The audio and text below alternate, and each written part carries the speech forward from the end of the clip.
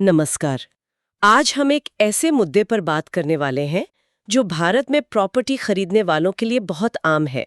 ये है गैर पंजीकृत यानी अनरजिस्टर्ड प्रॉपर्टी एग्रीमेंट्स का मामला। होता ये है कि लोग अक्सर बयाना देते हैं, मतलब कुछ एडवांस पैसा, और एक अग्रीमेंट साइन कर लेते हैं, पर कई बार उसे रजिस्टर नहीं करवाते। जी बिल्कुल। और फिर सवाल खड़ा होता है कि अगर बेचने वाला बाद में पलट जाए तो सादे कागज या स्टैम्प पेपर वाले एग्रीमेंट की कानूनी हैसियत क्या है? हाँ, यही सबसे बड़ा सवाल है। हमारे पास कुछ जानकारी है, खास तौर पर सुप्रीम कोर्ट के हाल के कुछ फैसलों के बारे में, 2023 से लेकर 2025 तक के।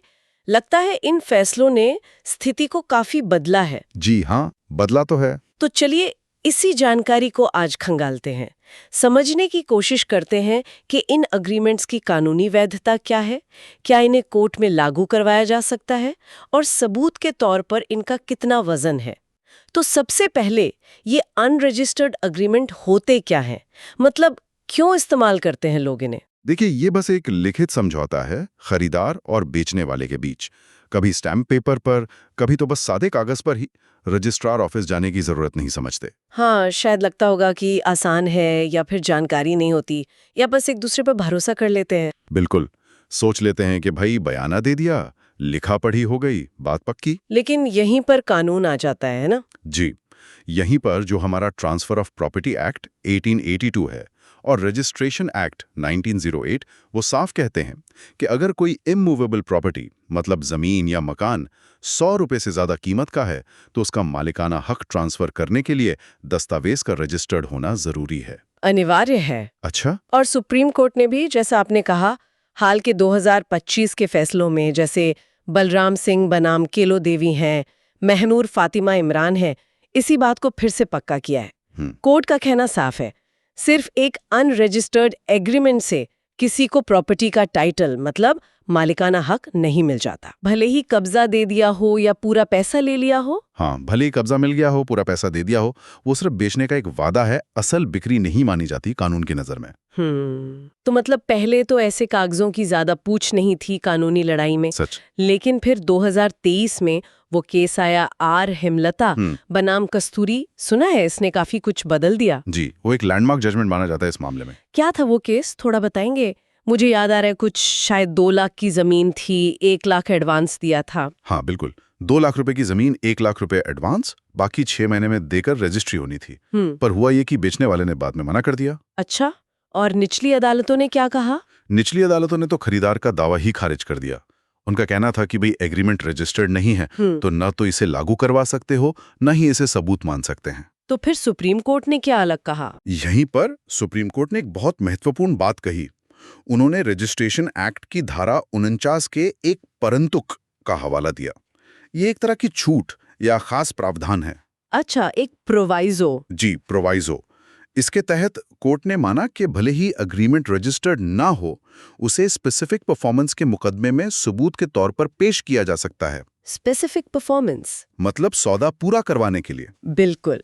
इसका मतलब है कि खरीदार अदालत से गुहार लगा सकता है कि बेचने वाले को अपना वादा निभाने और बिक्री पूरी करने का आदेश दिया जाए। ये स्पेसिफिक रिलीफ एक्ट 1963 के तहत होता है। अरे वाह! तो ये फैसला उन खरीदारों के लिए बहुत बड़ा सहारा बना जिनके साथ बेचने वाले बयाना लेकर मुकर जाते थे। एक जगह तो मैंने पढ़ा इसे खरीदारों के लिए रामबाण कहा गया है। हाँ, ये तो वाकई गेम चेंजर लगता है। इसने तो पुरानी स्थिति बिल्कुल पलट दी। जी हाँ, काफी हद तक। पर क्या इसका मतलब ये हुआ कि अब एग्रीमेंट रजिस्टर करवाने की जरूरत ही नहीं रही? ऐसा तो नहीं होगा शायद, क्योंकि 2024-25 में भी कुछ और बातें साफ हुई हैं, है ना? आपने बिल्कुल सही पकड़ा। हेमलता ने स्पेसिफिक परफॉर्मेंस का रास्ता तो खोला, पर बाद के फैसलों ने यह साफ किया कि इसकी भी सीमाएं हैं। जैसे 2024 का बलराम सिंह केस, कोर्ट ने कहा कि आप सिर्फ अनरजिस्टर्ड एग्रीमेंट के दम पर प्रॉपर्टी पर स्थायी कब्जे का आदेश, जिसे परमानेंट इंजंक्शन कहते हैं, वो नहीं मांग सकते। अच्छा, क्यों?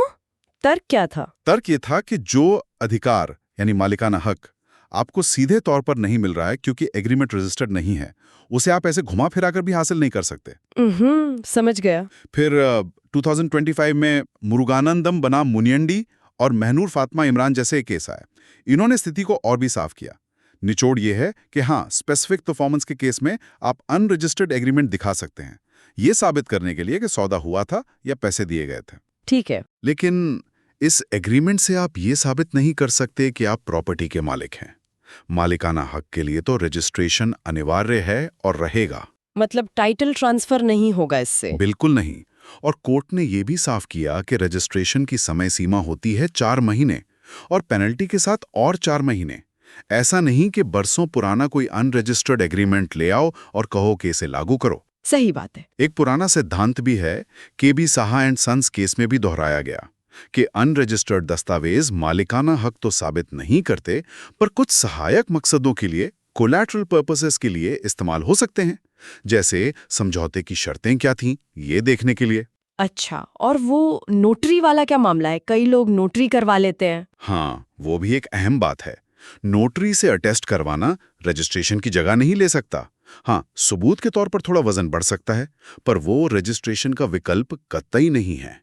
और हाँ, एग्रीमेंट लागू करवाने की भी समय सीमा होती है, आमतौर पर 3 साल। तो इन सब फैसलों और कानूनी बारीकियों का आम आदमी के लिए, खरीदार या बेचने वाले के लिए क्या मतलब निकाले? मतलब निचोड़ क्या है? देखिए, निचोड़ ये है कि हेमलता फैसले के बाद अनरजिस्टर्ड एग्रीमेंट अब कानूनी तौर पर पहले से ज्यादा महत्वपूर्ण हो गए हैं।